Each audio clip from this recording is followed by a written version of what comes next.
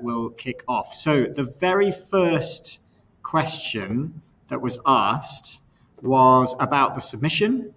When do we submit the task? Super useful question, because you're probably thinking, how do I plan my year so that I know when to start losing my mind about being very, very stressed? Don't plan to be stressed. Just the answer is on Moodle, always on Moodle. So let's head back over to here. We'll find Moodle. I will go in, and what you'll notice under your courses, and you're going to have to tell me whether this is correct or not. No, that's 24-25, wrong year. There we go. Is, first of all, there's a module handbook. Where's the module handbook? Module guide. There we go. I can open that in another window and I can look at that.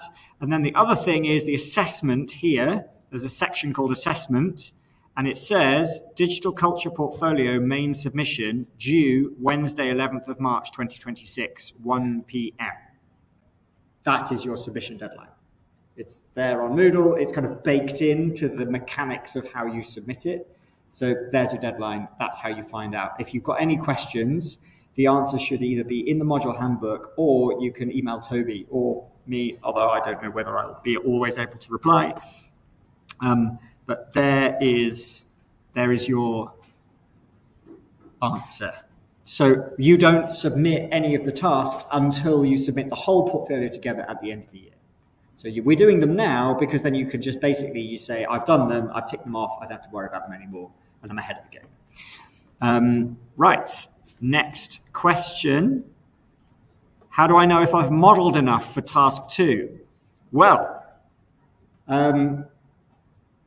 would it help to talk about two answers to this question? The first is, how do I know whether what I'm doing for task 2 is kind of in line with what I'm expected to do for task 2? That's one way of asking this question. And the other is, to what level of detail do I go? Like, do I need to model every single atom in this particular object that I found on my desk? How detailed do you want me to be? And the answer is, this task is not about being detailed or accurate or perfect or not perfect. This task is about you practicing your modeling skills. That's why this task exists. So there's no answer to that question other than, well, where do you want to go with it? How detailed do you want to be? Now, if, however, you're asking that first question, which is, what's the expectation? I can show you a range of some of the things that people have done before. So let's head over to this browser, pull up some previous work. So here's an example of someone who is experimenting with data sources in mapping. So this is task 1, where we've asked people to kind of think about some source of data that they've overlaid with some other source of data. And it looks like what they're interested in is a kind of historical thing. So they've got some years here. They're thinking about what was where in what point in the year. And potentially it also looks like police data as well. So they've added in police data about crimes in the area. Many types of crimes with dates, which were Excel files. And then effectively what they've done is they've overlaid occurrences of particular crimes with the dates that they occurred onto a map. So that's the task. The task is to bring in certain types of data and overlay them. You can have a whole argument about whether you thought that was successful or not, but that's not the point. The point is to just get you to interact with data. Here's an example of someone who's really spent quite a long time because they found this object on their desk. They're just like, yeah, it's a bottle, it's got a spray thing.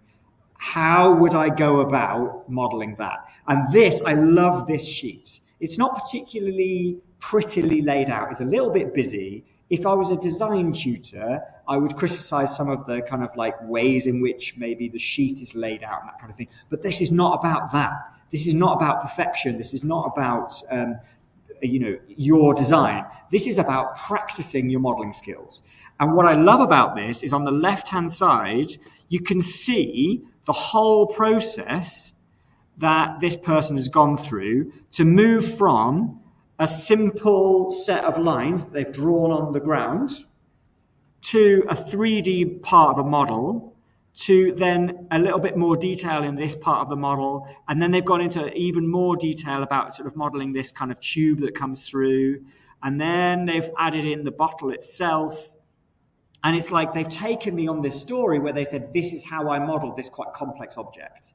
And then they've taken that into, and later on we're going to look at how you export this.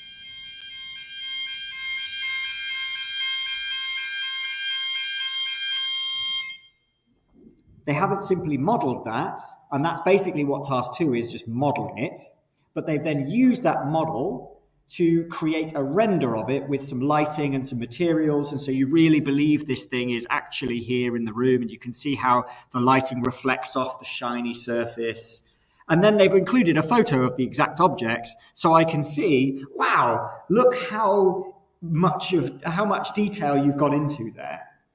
But everything I've taught you so far, this is something that probably took, I don't know, 2 or 3 hours, I'm going to guess. And if you sat down and you just, had a go, the modeling bit would be something that takes you 2 or 3 hours. Now, later on, we're going to cover rendering, and then very much I'm expecting that probably you might then come back to that same model and use it as a test for rendering. And then, well, yeah, you might as well include it in your portfolio. But it's not a requirement. Does that make sense? Cool. Task 3, however, is related, which is then you take that 3D model that you made and you make a drawing of it, a CAD drawing with proper line weights, proper dimensions, proper scaling.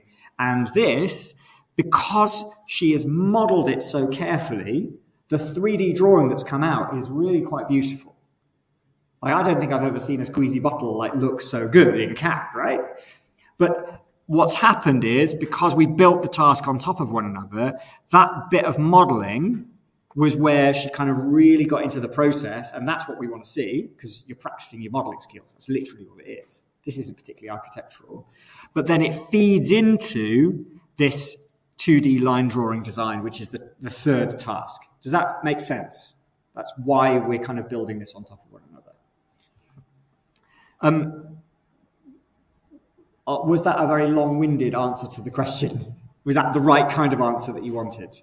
How much detail, but also what kind of quality you want out at the end? I really like this. This is another portfolio from, I think, last year. Here's task 1. Super simple, but actually probably did take him quite a long time. He went to the site, he took tons of photos, and then he overlaid where he saw people walking up and down the site. Now, this is a piece of mapping. Just because it doesn't involve digimaps doesn't mean that it's not mapping. And it takes time, and it's collage, and there's layers of seeing people walk past the site and flow. I think that's quite an interesting way of doing it. There's also, he's taken images and measurements of the site and then used that to make a laser cut. This is a Wii remote controller. So this is the second task. He's found a Wii remote controller on his desk, and he's gone, okay, I'll model that. Doesn't matter. Don't lose your minds over choosing what to model. Just pick something. And then he's also included the wireframe. So that the thing that we are going to ask you to do is include the wireframe view of the thing that you're modeling, so that we can tell you didn't just go to 3D Warehouse and just download something. We want to see your wireframe. And that's it. He's covered the task. So that's perfectly acceptable. The task is done. The other one went into a lot more detail, and you could tell that she was really mining the task for everything that she could get out of it. Does that help kind of answer the question? Is anyone still panicking about it? No, good. This portfolio is I would say a really, really excellent example of a portfolio, and I do want to how do I make it go big? Can I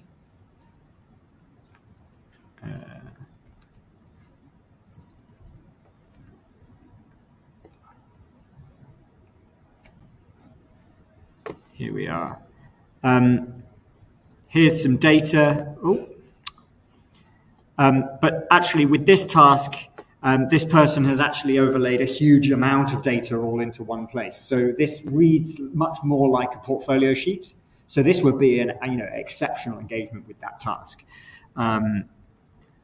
Similarly, actually, I think he didn't include the modeling of an object that he found on his desk in this particular portfolio. So it's not the end of the world. If you just have it in a separate PDF, that's fine as well. Don't really mind.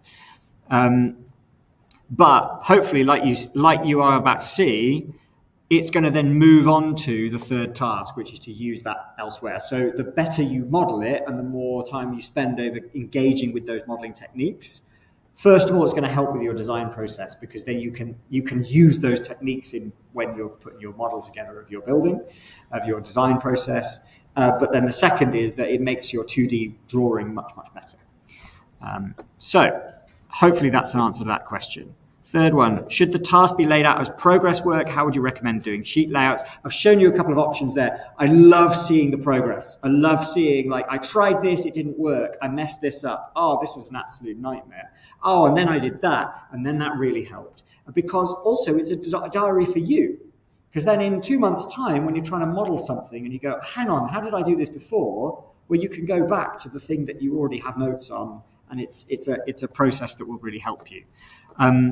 Now, you saw that there was an engagement with the task on a portfolio that wasn't quite so, spit spot. That's perfectly acceptable, but you're going to get a lot more out of the process if you engage it as a kind of opportunity for you to lay out the process. There's no limit to the number of pages you can put in that portfolio, but also I don't want you to lose your minds over it.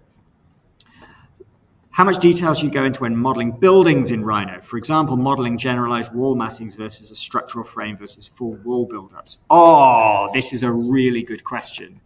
I will show you hopefully in 5 minutes. The answer to this is a tiny bit more complicated than just you should go to this level and then stop.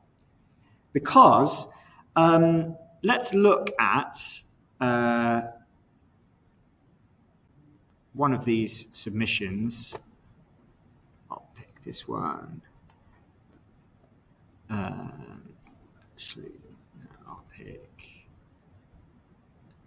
Here we go. Okay, so this is a 1 to 50 drawing. A 1 to 50 drawing is designed to show you inhabitation and space and light. On the other hand, later on down the road, this drawing is a 1 to 20 drawing. This shows technical build-up. It shows how things are put together. It shows the qualities of the materials that you're using.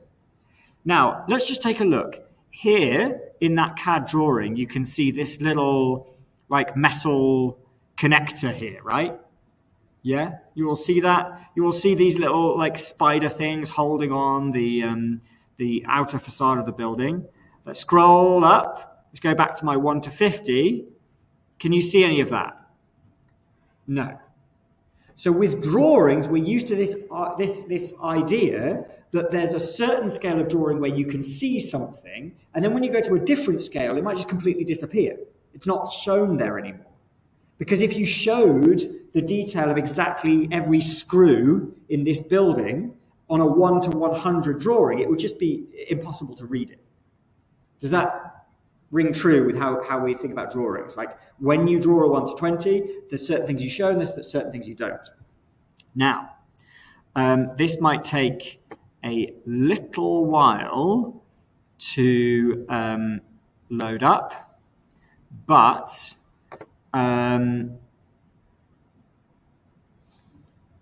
basically, models are the same. And I really hoped that I would have a proper connection to my high-powered workstation. I may have to leave this until next week. But with models, what you can do is you can have one model which is just a little tiny slice of your building. Very, very small. Just maybe one corner. And in that model, you could go into the detail of exactly how all those little connections, all that wall buildup, you could model it if you wanted to. However, you're not going to model that for the whole building. I call it the cake slice effect. You've got a whole cake, and you're going to model that at probably quite an overall, just quite a generic level. So a wall is just a block, just a rectangle, just a mass. However, in your cake, so you take a cake slice, a little tiny slice of your building, and you go into much more detail about those wall buildups, but it stops you from having to do that for the whole building. Does that answer the question? So what you may end up with, and I find this quite a lot actually, is I end up with two models, two Rhino models. I've got one that I call my GA, my general arrangement Rhino model, and then I have another one, which is my detailed cake slice technical drawing. And this will be a test of whether I downloaded this at all. No, it doesn't look like it. Okay, let's just have a very quick look. We've got 2 minutes at the end. I'll just check there's no more questions. No, okay. I might be able to find some images. Here we go. That's a quicker way of doing this, isn't it? And I'll show you a proper tour through a kind of final project later on in the year once we get closer to it. Here we go.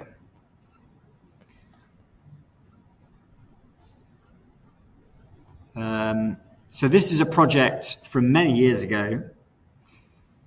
Here we go. This image here.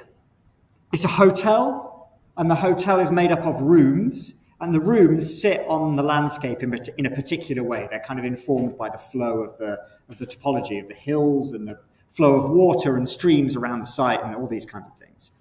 Now, in this drawing, those rooms, those hotel rooms, what are they? They're rectangles. They're just blocks. That's all they are. This is a general arrangement model. And all I've done in that model is model things as, I know a hotel room goes here. That's it. It's just a block. Very, very low level of detail. Let's find another image of that same thing. There we go. It's a block, right? But you start to believe that I understand about how these blocks are going to be arranged in a particular way. Now, there are other views, other models, where maybe I go into much more detail about the structure. And maybe I just do that in a completely separate layer. Maybe I do it in a completely separate model. But I'm answering different questions whilst I'm looking at that same thing. Now, on the other hand, I've taken a cake slice through the building, a very, very, very thin slice of just a few of those rooms. And that is where I can go into the detail of exactly how all of those elements are put together, what the wall buildup is, how these things are actually attached to each other, how they're supported, how the structure works. Do you see how this is actually a separate model, completely separate Rhino model, but this is what I would call my 1 to 20 model, whereas this is what I'd call my 1 to 200 model. That answer the question? There's no hard and fast answer. It's just about matching it up with, mostly you're going to match it up with your drawings, because the process of getting from here to here involves a lot of that. You print it out, you sketch over it, you work out how it's going to work, and then you go back into another model and you kind of work into that at that level of detail. That is a process I will literally take you through in a few weeks' time, when we're thinking about not only how we model stuff in Rhino, but how we get out of Rhino. There's a very, very helpful process that I go through in my mind, which is working in the digital is like a heist. You've seen like a heist movie, like Ocean's 11 or anything like that. It's a heist. 3 things need to be in place to have a good heist. They are: get in, do some stuff, get out. And a heist fails if any one of those things doesn't happen.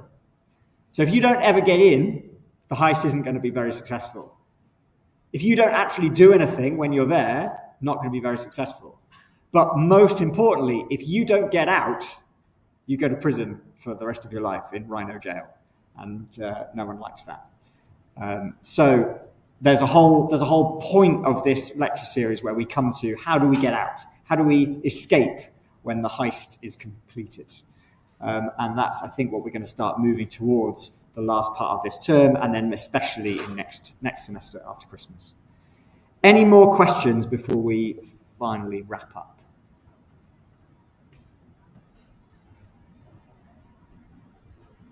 Anyone struggling with anything specific about what they're modelling at the moment?